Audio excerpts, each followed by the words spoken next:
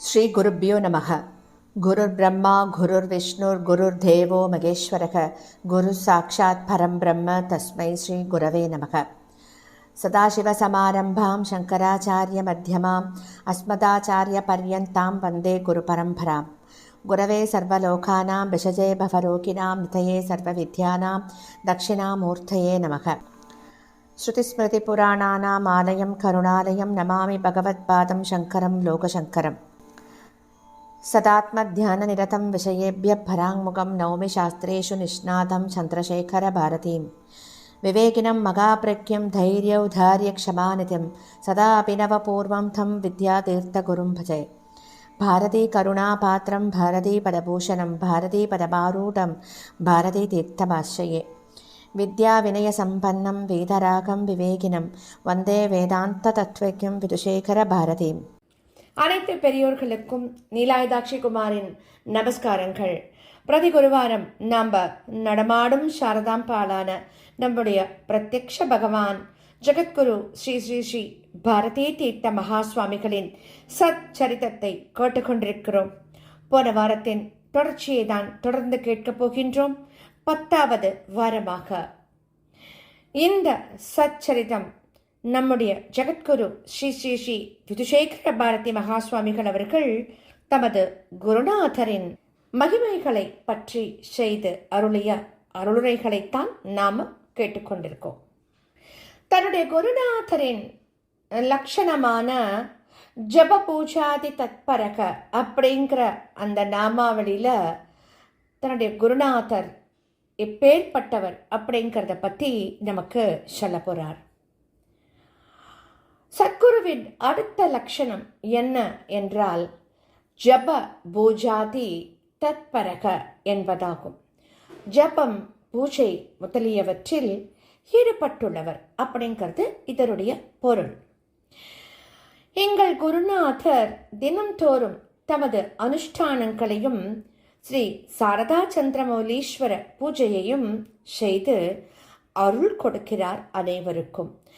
அது மட்டுமல்லாமல் ஒவ்வொரு வருடமும் சைத்திர மாதத்தில் தொடங்கி பால்குன மாதம் வரைக்கும் ஸ்ரீ ராமநவமி, நரசிம்ம ஜெயந்தி, கோகுலாஷ்டமி, சாரதா நவராத்திரி, சிவராத்திரி முதலான பண்டிகை தினங்களில் பகவானை சாத்திரத்தில் சொல்லப்பட்டிருக்கும் முறையில் சம்பிரதாயத்தின்படி பூஜை செய்கின்றார்.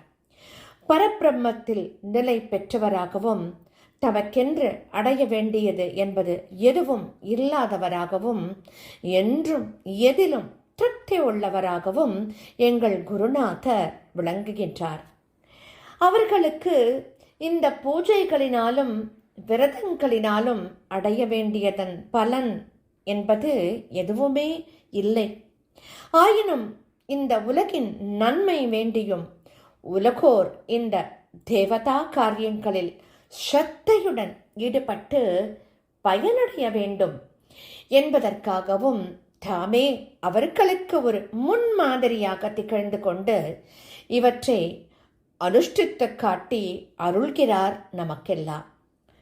சாஸ்திரத்தில் இவ்வாறு சொல்லப்பட்டுள்ளது: அஞ்ஞானிகளை கர்மானுஷ்டானத்தினால் ஈடுபாடுள்ளவர்களாக செய்ய வேண்டும் என்பதற்காக ஞானிகளும் அதற்கு தேவையான கர்மானுஷ்டானங்களை செய்ய வேண்டும்.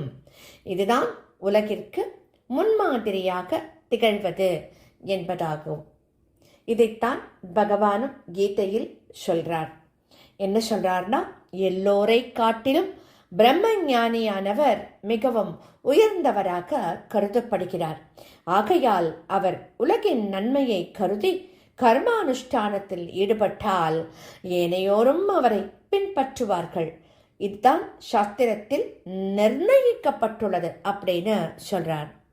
இப்பேற்பட்ட இந்த பிரம்மத்தில் நிலை பெற்றவரான எங்கள் குருநாதர் தமக்கு எந்த விதமான பிரயோஜனமும் இல்லை என்றாலும் கூட உலகிற்கு உணர்த்தவும் உலகின் நன்மைக்காகவும் ஒவ்வொரு வருடமும் பூஜை, விரதம் முதலானவற்றை அந்தந்த சமயங்களில் செய்து நமக்கெல்லாம் அருள் பாலிக்கிறார். பகவானிடம் மக்கள் அனைவரின் நன்மைக்காகவும் பிரார்த்தனை செய்கிறார். இப்பேற்பட்ட தம்முடைய குருநாதரை பற்றி அவர் அடுத்ததாக என்ன சொல்ல போறார் அப்படின்னா, அமோக வச்சனக அப்படின்னு சொல்றார். சத்குருவின் அடுத்த லட்சணத்தின் பொருள் அமோகமான வாக்கை உடையவர் என்பது பொருள். இதற்கு அமோக வச்சனக அப்படின்னாக்க அமோகமான வாக்கை உடையவர் அப்படிங்கிறது அர்த்தம். இதன் பொருள் குருநாதரின் முக கமலத்திலிருந்து ஆசீர்வாதமாக வெளிவரும் வாக்கானது எப்போதும் மோகமாகாது, அதாவது பொய்க்காது, அமோகமாகவே இருக்கும், அதாவது அப்படியே பளிச்சிடும். இதைத்தான் காவியத்தில் ரிஷீனாம் புனரா தியானாம் வாச்சமர்தோனுதாவதி அப்படின்னு சொல்றார். மக்களில் பலர் ஏதோ ஒரு செயலை தொடங்கி பற்பல தடங்கல்களை அனுபவிக்க நேரிடும் போது சிங்கேரிக்கு வந்து தமது செயல் என்னவித தடங்களும் இன்றி நிறைவடைய வேண்டும் என்று குருநாதரின் பாதகமலங்களில் பிரார்த்தனைகளை சமர்ப்பிக்கிறார்கள். அப்போது குருநாதர் மந்திராட்சதைகளை கொடுத்து இந்த செயல் இன்னும் முன்னர் எவ்வித தடையும் இன்றி நிறைவடையட்டும் என்று ஆசீர்வாதம் கொடுக்கிறார்கள். அப்படியே அந்த காரியம் எவ்வித தடையும் இன்றி முடிவடைவதை பிரத்யக்ஷமாக கண்டு அனுபவித்து பற்பல சிஷ்யர்கள் குருநாதரின் அனுக்கிரகத்தையும் மகிமைகளையும் உணர்ந்து கொண்டுள்ளார்கள். அதில் நாமளும் ஒருத்தர் அப்படின்னு நினைக்கும் போது எவ்வளவு சந்தோஷமா இருக்கு இதை கேட்கும் போது. ஒருமுறை அவர் சொல்றார், நம்முடைய குருநாதர் சொல்றார், ஒருமுறை எங்கள் குருநாதர் விஜய யாத்திரை மேற்கொள்ள சங்கல்பம் பண்ணிக்கிறார். அந்த சமயத்தில் குருநாதரின் பூர்வாசிரம தாயாரான மகாமாதா தங்கிரால அனந்த லக்ஷ்மி அம்மாள் குருநாதரை தரிசனம் பண்ணிட்டோ தாங்கள் 13 மாதங்கள் விஜய யாத்திரை மேற்கொள்ள சங்கல்பித்துள்ளீர்கள். நானோ வயதின் முதிர்வால் மிகவும் நலிவுற்றவளாக எதையும் செய்ய இயலாதவளாக உள்ளேன். தாங்கள் திரும்பி வரும் வரை இந்த சரீரத்தை தரித்து கொண்டு இருக்க முடியுமா என்று சந்தேகப்படுகிறேன் அப்படின்னு சொல்றார். அப்போது குருநாதர் சொல்றார், நாங்கள் சங்கல்பித்தபடி விஜய யாத்திரையை முடித்துக்கொண்டு சிங்கேரி திரும்புவோம். அப்போது தாங்கள் கண்டிப்பாக என்னை காண வருவீர்கள். இந்த விஷயத்தில் சந்தேகமே பட வேண்டாம் என்று சொல்லிவிட்டு குருநாதர் விஜய யாத்திரையை மேற்கொண்டார்கள். அவர்களின் வச்சனத்தின் மேல் அப்பாரமான நம்பிக்கையுடன் அனந்தலக்ஷ்மி அம்மாள் பகவானை தியானம் செய்து கொண்டு குருநாதரின் யாத்திரை முடிவடையும் நாளுக்காக காத்து கொண்டிருக்கார். குருநாதர் தட்சிண பாரதத்தில் 13 மாதங்கள் விஜய யாத்திரையை முடித்துக்கொண்டு சிங்கேரிக்கு திரும்புகிறார். சிங்ககிரிக்கு திரும்பிய மறுதினமே அனந்தலக்ஷ்மி அம்மாள் குருநாதரை தரிசித்து மிகுந்த சந்தோஷத்தையும் வாழ்வின் பயனையும் அடைந்தவராக உணர்கிறார். அவ்வளவுதான். அன்றிலிருந்து 2 நாட்களுக்குள் அனந்தலக்ஷ்மி அம்மாள் தங்களுடைய சரீரத்தை விட்டுவிட்டு புண்ணிய லோகத்தை சென்று அடைந்து விட்டார்கள். இப்பேற்பட்ட அமோக வச்சனத்தை, பொய்யா வாக்கை எங்கள் குருநாதரிடம் கண்டு உணர முடியும்னு சொல்றார் நம்முடைய பகவான். அவர் அடுத்ததா என்ன சொல்ல போறார் அப்படின்னா, சாந்தகன்னு சொல்றார். சத்குருவின் அடுத்த லட்சணம் சாந்தக என்பதாகும். அதாவது சாந்தமானவர் அப்படிங்கிறது தான் இதனுடைய பொருள். எவரால் காமம், கோபம், லோபம், லோபம்னா பேராசை, மோகம், மதம்னா கர்வம், மாத்சரியம், மாத்சரியம்னா பொறாமை, இப்பேற்பட்ட 6 வகையான மனிதனின் உட்பகைவர்களை ஜெயிக்கப்பட்டனரோ அவரே சாந்தமானவர் என்று சொல்லப்படுகிறார். மகா புருஷர்கள் காமம், கோபம் முதலியவற்றை வென்று தூய மனது உடையவர்களாக மக்கள் அனைவரையும் தமது கடைக்கண் பார்வையாலும் அமிர்தம் போன்ற உபதேசங்களாலும் அருள்கின்றனர்.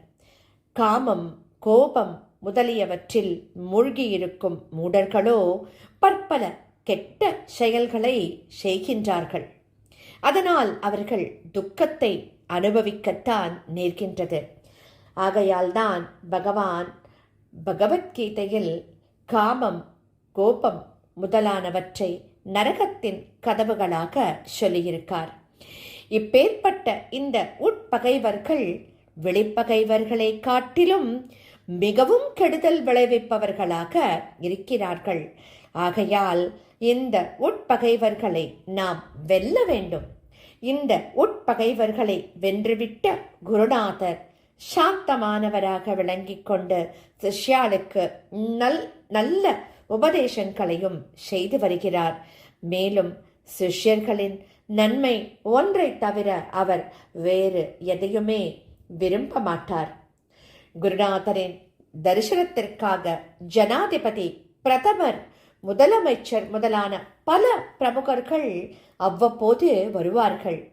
அவர்களுக்கு குருநாதர் தமது அபரிமிதமான ஆசைகளை வழங்கி அருள் கொடுக்கிறார். அவர்களிடம் தமக்காக அவர் எதுவுமே கேட்பதில்லை. ஒரு சமயம் கர்நாடக மாநிலத்தின் முதலமைச்சர் குருநாதரை தரிசனம் செய்து கர்நாடக அரசாங்கத்தின் சார்பாக சிங்கேரி ஸ்ரீமடத்தின் அபிவிருத்திக்காக ஒரு பெரிய தொகையை சமர்ப்பிக்க விரும்பினார். அப்போது குருநாதர், ஸ்ரீமடத்திற்கு தேவையானவை அனைத்தும் ஸ்ரீ சாரதாம்பாளின் அனுக்கிரகத்தினால் கிடைக்கிறது. ஆகையால் இந்த தொகையை தாங்கள் மக்களின் மேம்பாட்டிற்காக பயன்படுத்துங்கோ அப்படின்னு சொல்லிட்டார். அந்த வார்த்தையை கேட்ட முதலமைச்சர் மிகவும் வினயத்தோடு அவ்வாறே செய்வதாக பதில் கொடுத்தார். இப்படி காமம், கோபம் முதலானவை அற்ற சாந்தமாக இருக்கும் தன்மையை எங்கள் குருநாதரிடம்தான் நம்மால் கண்டு உணர முடியும்னு சொல்றார் நம்முடைய பகவான். இதுக்கப்புறமா அவர் தன்னுடைய குருநாதரை பற்றி என்ன சொல்ல போகிறார் அப்படிங்கிறத அடுத்த வாரம் தொடர்ந்து கேட்கலாமா? ஸ்ரீ சத்குருநாதா சரணம் சரணம் சரணம். ஸ்ரீ சத்குரோ பாகி, ஸ்ரீ சத்குரோ பாகி பாகி பாகி பாகி பாகி.